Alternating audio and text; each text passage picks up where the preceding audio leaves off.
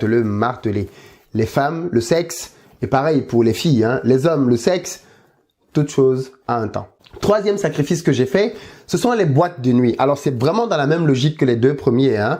Alors, je vais peut-être même te surprendre, mais de toute ma vie en France, on est là depuis plus de 12 ans, je ne suis jamais allé dans un club, jamais allé dans une boîte de nuit.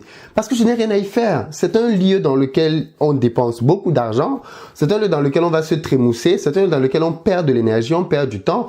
Tout ça est très précieux pour moi, tu vois. Et donc, j'estimais que je n'ai rien à foutre là-bas. C'est-à-dire, le samedi, le dimanche, j'ai des exercices à faire, j'ai des devoirs à faire. Si j'ai envie d'atteindre mes objectifs, de rapidement valider toutes mes matières, j'ai beaucoup de choses à faire. Et en plus, moi, j'allais jobber pour pouvoir gagner de l'argent. Donc, quand je rentrais, j'étais fatigué. J'avais pas le temps d'aller m'asseoir dans une boîte de nuit pour aller boire un whisky, boire ceci, boire cela, parce que je savais que ça ne m'avantagerait en rien du tout.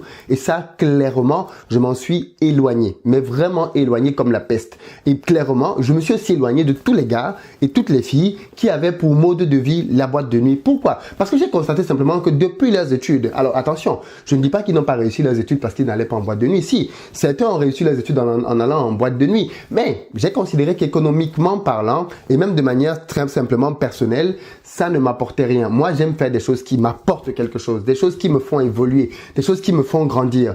Aller en boîte de nuit ne m'apporte rien du tout.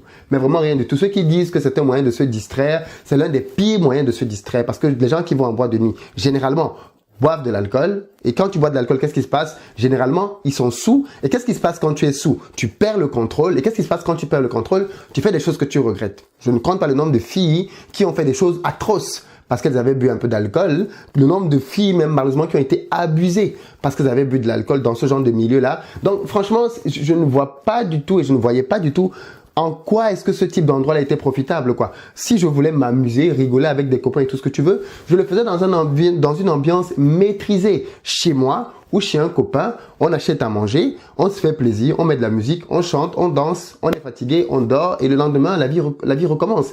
Mais pourquoi aller se mettre dans ce type d'ambiance-là, dans lequel, je veux dire, tu n'es plus au contrôle de quoi que ce soit et dans lequel tu peux juste te laisser aller, emporter à la vibe et en avoir des conséquences qui sont négatives. Moi, j'ai clairement dit non aux boîtes de nuit et j'en suis très content parce qu'aujourd'hui, justement, en tant que père de famille, eh ben, je suis bien heureux de voir que dans mes habitudes de vie, il n'y a pas ce type de choses-là. Et donc, comme j'ai des enfants aujourd'hui et que je sais que la meilleure école des enfants, ce sont leurs parents, les enfants copient ce qu'ils voient, mais je suis bien content que mes enfants puissent grandir dans une maison dans laquelle il y a un certain nombre de choses qui n'existent simplement pas, parce qu'on n'est pas des as, des habitués de ces choses-là. Boîte de nuit, troisième sacrifice que j'ai fait.